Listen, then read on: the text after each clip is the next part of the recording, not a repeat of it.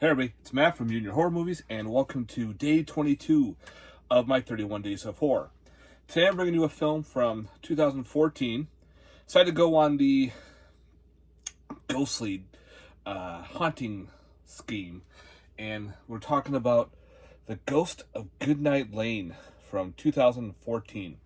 This stars Billy Zane, Danielle Harris, and Richard Tyson. You know, if you know him, he was the bad guy in Kindergarten Cop. So pretty much we start off with I'll tell you a little backstory because it kind of leads in the whole movie. We have this old woman, her name is Thelma. She was the original owner of this house, and her daughter back in the 60s ran away.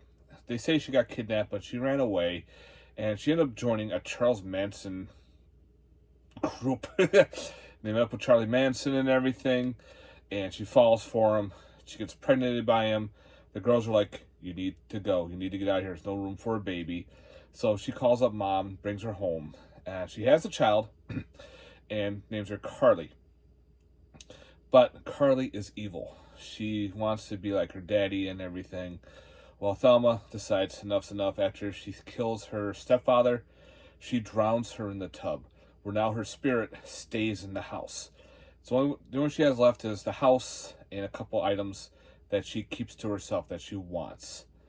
While we go to present day, the house is turned into a music studio, recording, editing studio. Like, I think it says Dallas, but I don't know if it did take place in Dallas, but it's this giant studio. The house is built in with the studio and everything, and weird shit starts happening. They think it's haunted because things are going missing, things are misplaced, and they don't think much about it. Well, one night, Tyson, there's character, finds a weird little music box in the floor, opens it up, listens to it. Well, he actually gets impaled by a coat hanger rack. So next morning, Billy Zane and his crew are like, okay, we'll say goodbye, go to the funeral, but we have to continue on. We have to finish what we need to do on our job. And besides, they're going to bulldoze this building soon to turn into a restaurant, which pays more attention. So they get everybody back together. They start filming. They need to re-edit their shots for this supposedly horror movie with guns and women and muscle milk. But anyway, the spirit is now more pissed off because it knows that the house is being demolished. So it starts picking off everybody one at a time in this home. So they have to realize, they have to call Thelma and be like, what's going on? Why is she here? So, of course, the story I told you in the beginning is brought through the rest of the movie. And, again, this ghost can control you a little bit. It can, make you do things that you're not wanting to do, like committing suicide. But it's killing you pretty much. Other than that, that's the story of it. And it wasn't bad. Billy Zane's character is kind of like a jerk, but he's also serious, and I liked it. The joke that goes around, he keeps fucking up this one girl's name. Her name is Laurel. She is she's the movie star, or she's like this really hot blonde, and he wants her and everything. And he keeps calling her Lauren, and everyone's like, Laurel. He's like, whatever. It doesn't matter. The kills some of them are pretty cool. A little different on some things. I've got some gore, a little bit of nudity, but nothing crazy. The CGI is kind of wonky. Again, I can get around that. Bad CGI really doesn't bother me anymore. I've been desensitized to it. So some of the CGI was kind of weird.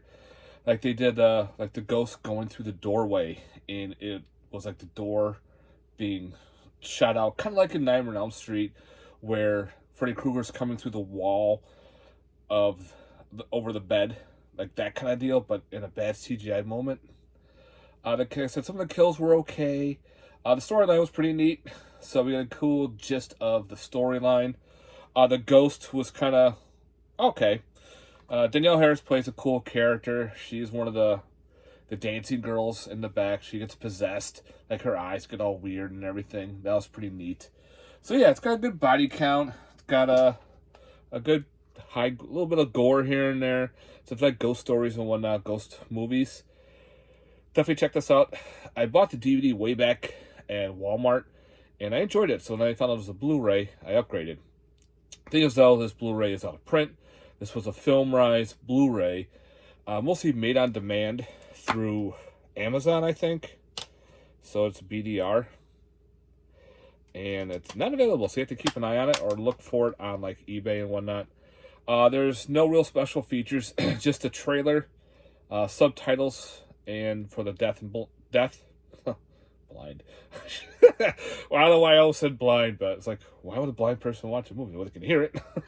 But anyway, there's no other special features to it. I wish there was. But again, I like Billy Zane's character. He was pretty goofy and like he was serious, but he's kind of being also like an ass, but also being like kind of helpful. So it was a funny moment for him. I like that character that he played. So yeah, I definitely recommend 2014 Ghost of Goodnight Lane, guys. I hope you enjoyed this little review. Let me know down in the comments down below. And we're almost done with October, guys. We're getting there. All right, have yourself a good one. Peace.